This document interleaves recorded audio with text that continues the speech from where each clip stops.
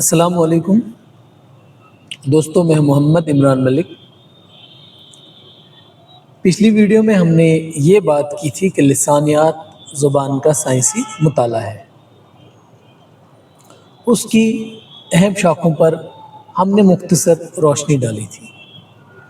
آج کی ویڈیو میں ہم لسانیات کی پہلی اور نہایت بنیادی شاخ پر بات کریں گے، اور وہ ہے آوازیات، فونیٹکس۔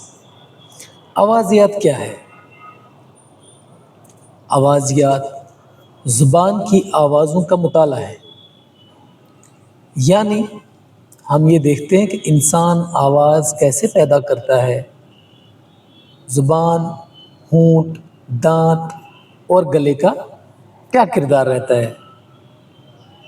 انگریزی میں اسے کہتے ہیں phonetics, the scientific study of speech sounds۔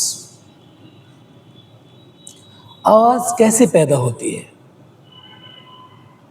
دراصل اللہ تبارک و تعالیٰ نے انسان کو یہ ایک ایسا واحد تحفہ دیا ہے جو کسی دوسری مخلوق کے پاس نہیں ہے۔ تو انسانی آواز 3 مراحل سے گزرتی ہے۔ پہلا مرحلہ ہے سانس، ریسپیریشن۔ آواز کا پہلا ذریعہ سانس ہے۔ سانس کے بغیر کوئی آواز پیدا نہیں ہو سکتی۔ جب ہماری سانس چل رہی ہے تو آواز پیدا ہو سکتی ہے، اگر سانس رک گئی تو آواز ختم۔ دوسرا مرحلہ ہے صوتی ریشے، ووکل کارڈز، اس کو فونیشن بھی کہتے ہیں۔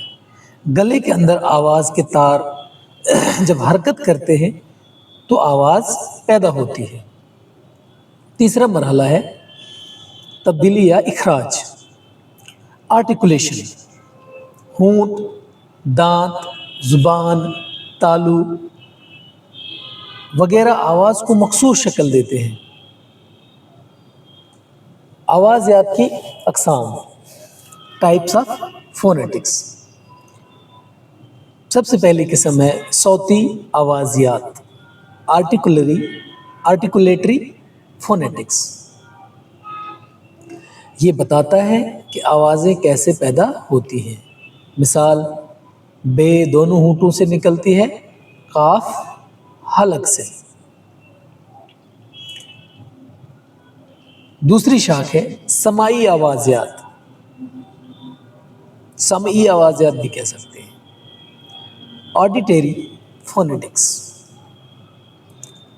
یہ بتاتا ہے کہ انسان آواز کو کیسے سنتا ہے۔ مثلاً بچے اکثر رے کو لام سن لیتے ہیں، بکری کو بکلی پڑھیں گے، انار کو انال پڑھیں گے۔